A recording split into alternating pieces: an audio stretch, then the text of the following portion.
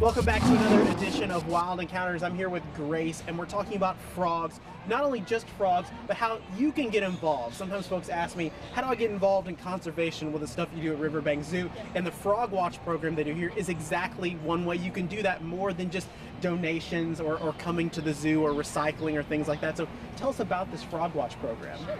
Well, Frog Watch USA is done by AZA. It is their citizen science program. And with a citizen science program, it means you don't have to have a degree in knowing about those animals. All you have to do is just follow the protocol.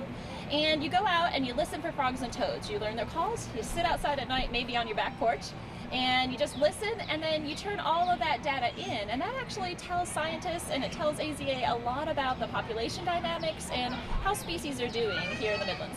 So, sounds like the perfect kind of way to relax and help the animals. You sit out on your porch, maybe go out into nature and listen. And so how does that data help scientists in terms of frog populations here in this area?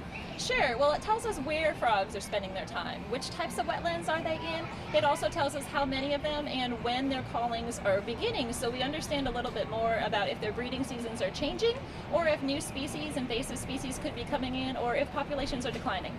And the frog we have here in front of us is Java. It is not a local kind of frog, but we wanted to give you an idea of what some of these frogs might look like. But what we are looking for are the local populations, because sometimes we think about zoos as having exotic animals from all over the world, but the animal populations right here in our area are important too.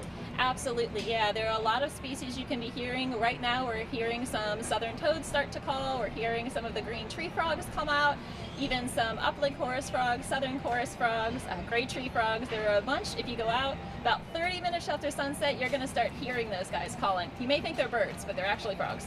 So if you want to be a part of this, help with the conservation of frogs in the area, you want to be a part of that Frog Watch program, how can people be a part of that?